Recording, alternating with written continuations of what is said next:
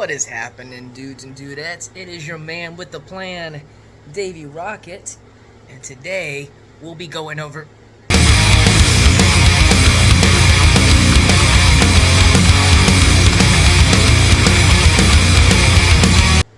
Alright, and today we'll be going over...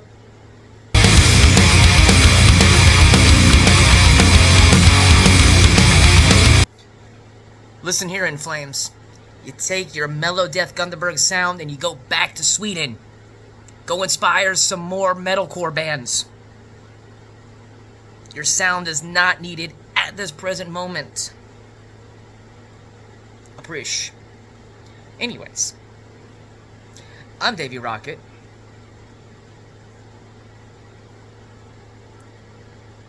And today, we are gonna go...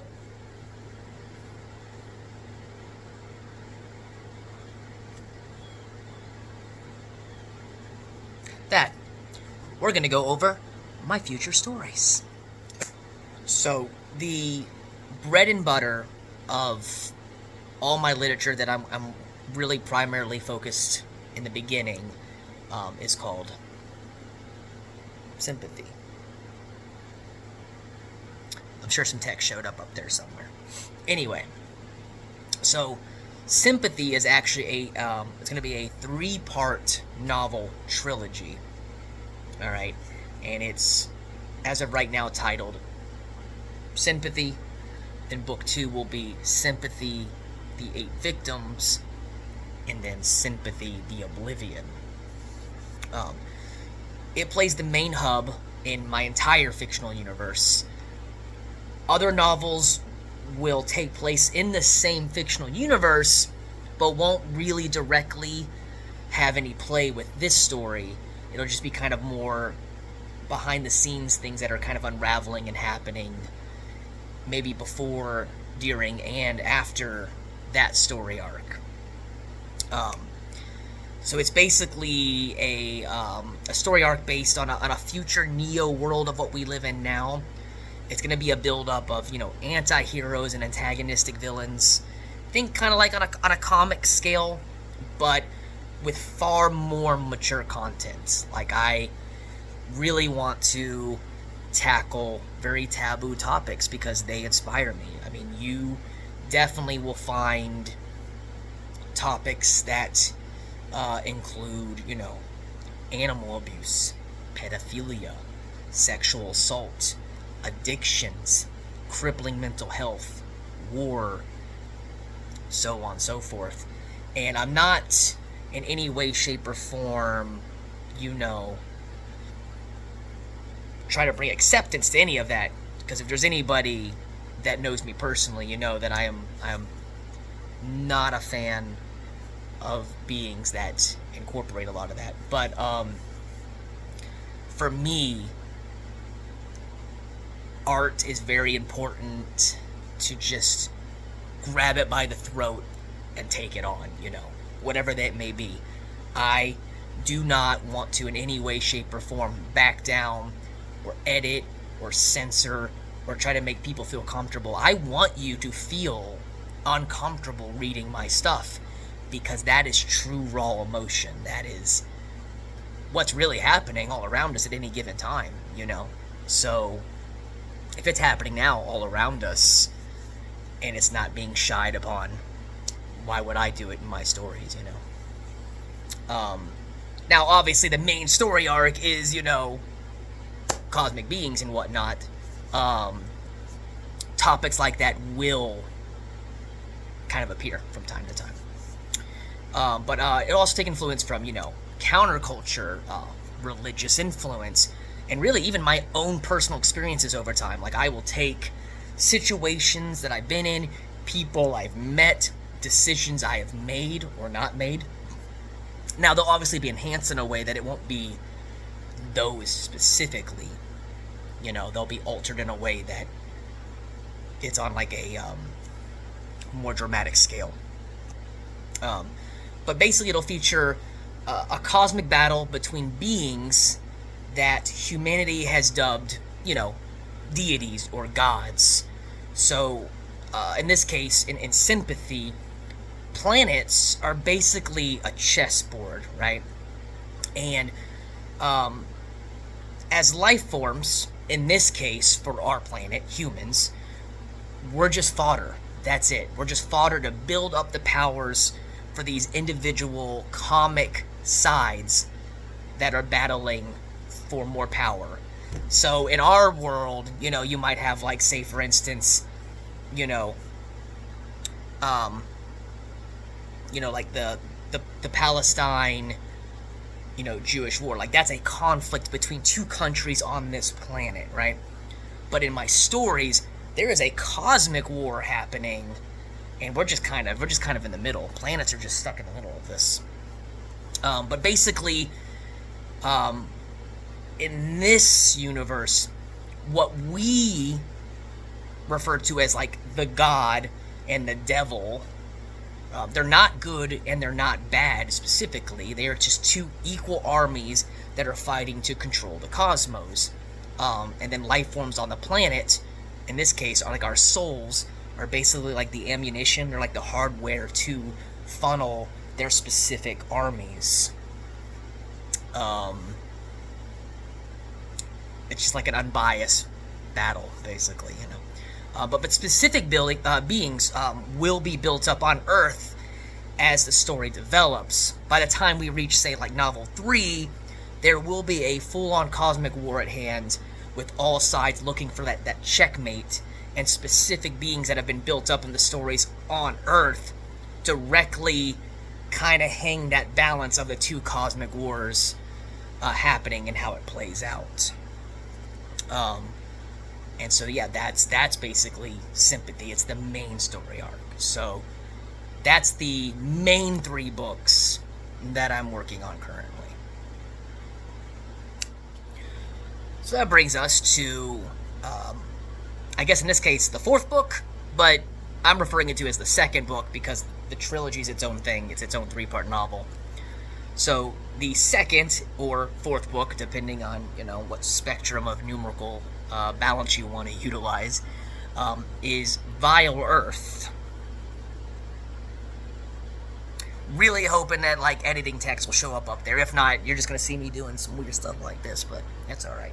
Don't worry about it. Just forget it. Anyway, so Vile Earth, or Vile Earth, 8 Tales of Atrocities to Disturb and Revolt, is going to be an 8-story anthology.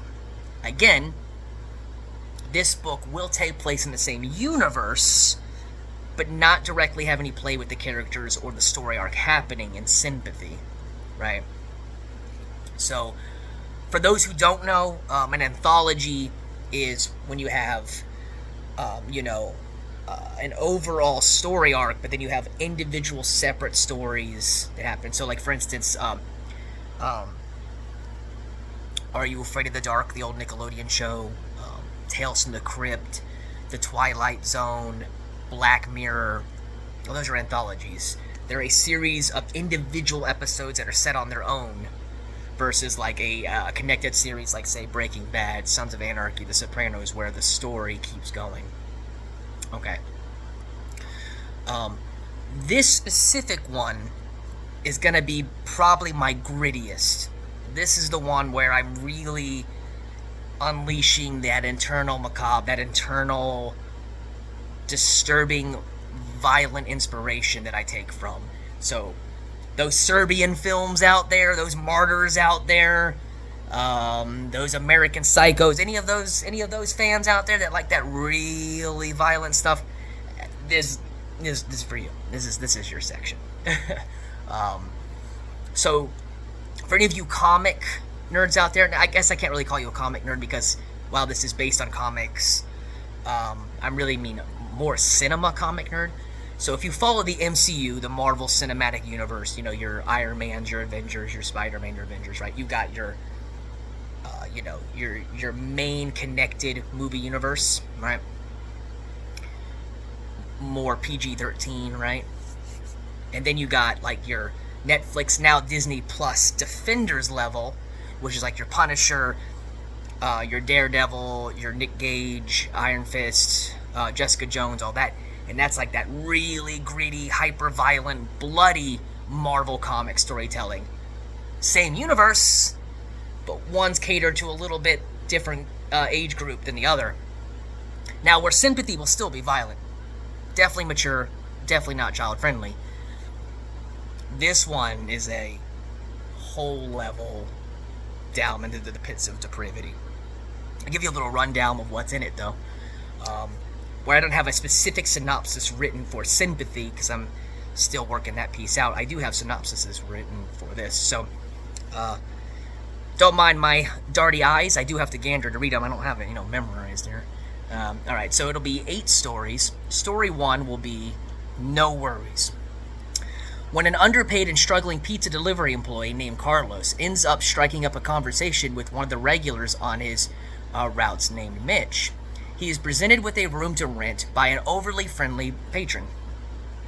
Choosing to end most debates with a simple, "No worries, man," Carlos finds the offer acceptable. However, there is more to worry about regarding Mitch than Carlos is aware of. Story 2. Asshole. Upon arriving at a brand new high school and knowing nobody in it, Jason ends up sitting alone at lunchtime and meeting a random school attendee named Matt. They develop a friendship and begin a game called Asshole. The rules are pretty standard. The two must keep out pranking one another to become the bigger jerk. But just how far was Matt planning on taking this game? Story 3. The Spider and the Fly. Tiffany is a successful luxury home realtor, but utilizes her customers' personal information and newfound locations to rob rich men. One day, she encounters Marco, a very approachable and content buyer. Marco is excessively wealthy and gullible, or so Tiffany assumed. 4. The Park, the plot called Charles Francis. A group of teenagers who recently had their bonfire location discovered set out to find a new location for their off-the-grid parties. Upon some exploration, they stumble into an old recreational park that has long since been abandoned and overgrown by the surrounding forest. Deeming it ideal for their next party, they all wound up there, but soon discover some places were abandoned for a reason. 5. The Dark Web Diary. The newest social media trend is apparently ordering mystery boxes from the deep web and then proceeding to record what you've received. Dale doesn't believe people are actually doing this since the deep web keeps everything anonymous. One night he decides to jump on and scour the various links that the rabbit holes take him to and discovers a website that does in fact offer a completely random box that sells for the appropriate amount of cryptocurrency. Upon receiving the parcel is a package with assorted random items and one handwritten diary. A book of thoughts that has now added Dale to its pages. 6. Hemophilia. Soldiers stationed in South Korea are finishing up their hardship tour and prior to processing out decide to spend one last weekend out in the local bar scene called the VIII. Drinks, women, and debauchery follow.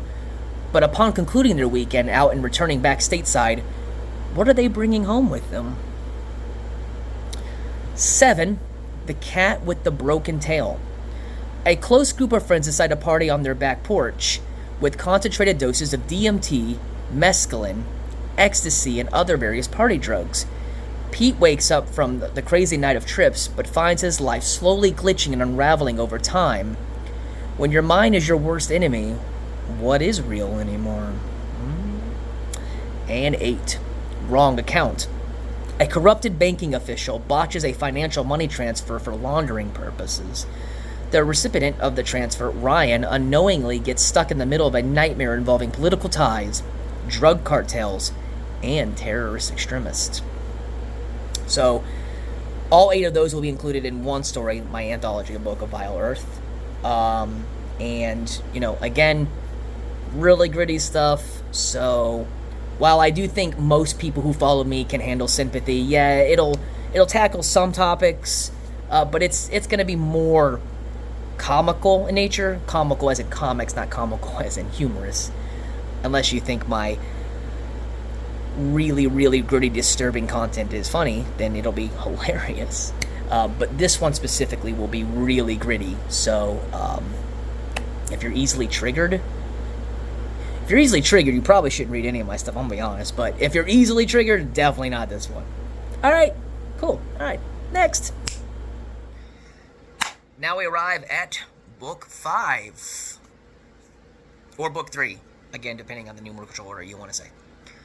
So again, taking place in the same universe as all the other books, but it's its own story arc.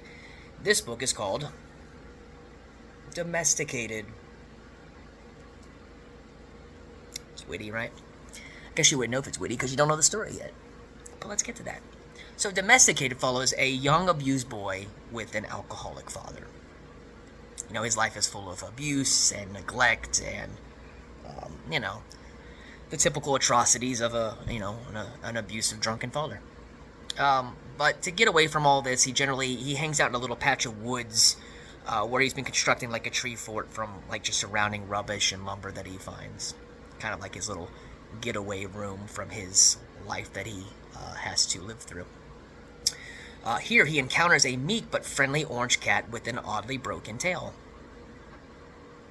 An oddly broken tail. Seems familiar. Disregard. During a specific drunken outburst, though, the father ends up attacking the son, and in that commotion, the cat he has befriended, arches and hisses at the father, obviously deeming him as a threat for attacking the son.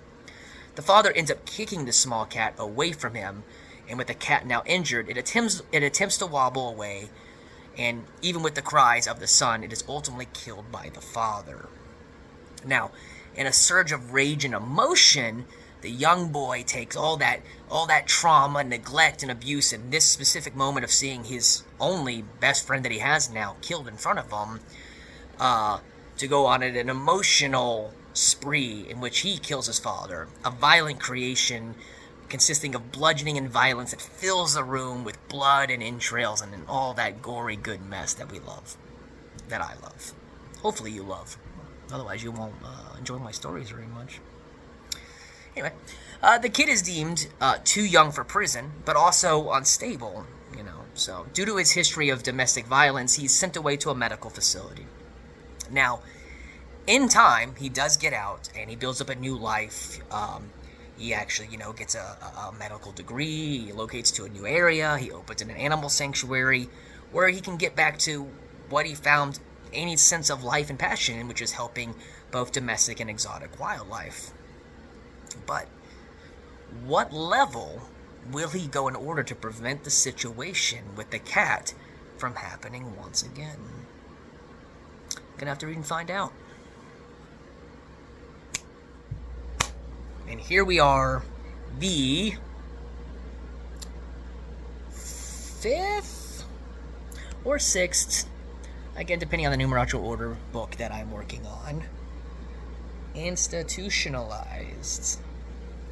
Now, I don't have as much of a synopsis and details on this one. This is actually a more fresh one that I'm working on. But basically, once again, taking place in the same universe, is in this new Neo world that we live in. Crime is dealt with a lot harsher because it's a lot harsher society. Crime and violence and atrocities happen at a much more severe level, especially with the cosmic battle kind of happening. It's kind of deteriorating humanity as a whole.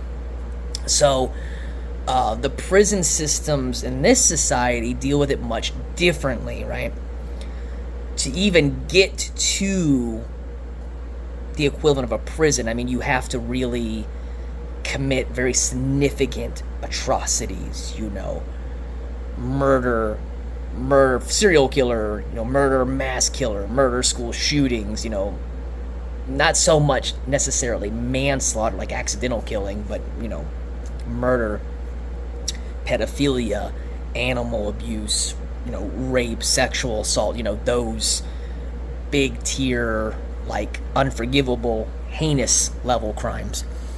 But in these prisons, you're utilized much differently, right? It's like you go to these facilities, and here, instead of like, you're locked in the cell, 3 cots or 3 meals in a cot and healthcare, that's not how it works in this society. In this society, you're taken to scientific studies where you're locked down and you're put through very rigorous and unsavourable situations so they can study the mind of these people, right? So, like, you know, they, example, might take, say, like a serial rapist and put him in these AI built up structural worlds, you know, where they have access to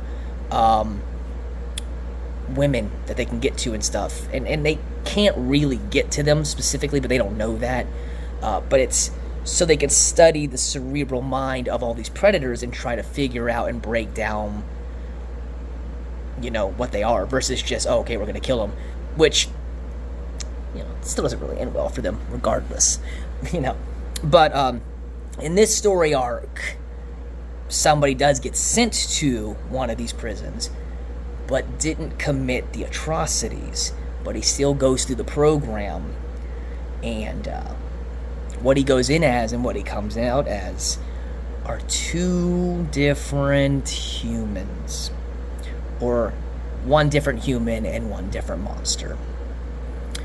But anyway, so that is the you know, the 6 books that I am currently working on.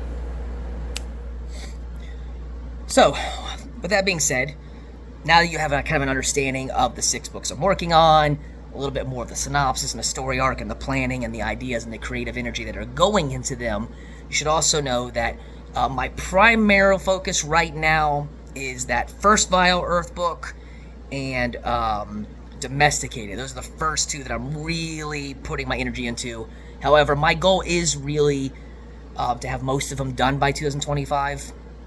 Maybe not all released by 2025, because, you know, it does got to go through editing, and, you know, it's got to be, you know, published in ISBN and released, and I got to get them mailed out and stuff. But the goal is to definitely have those 2 completely ready to go.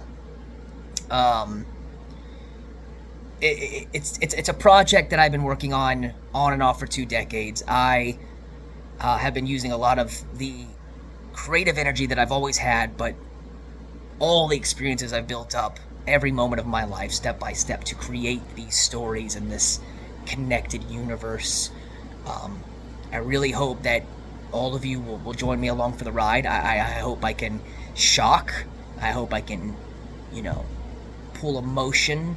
I want it to, you know, I want it to hurt. I want it to burn. I want it to please. I want there to be a sense of justice and passion and grief and everything. I want to hit the whole spectrum. You know, I think it's important to strike that raw emotion in humanity, because it really shows you that, you know, you're still alive when you can feel some of these traumas and these pains.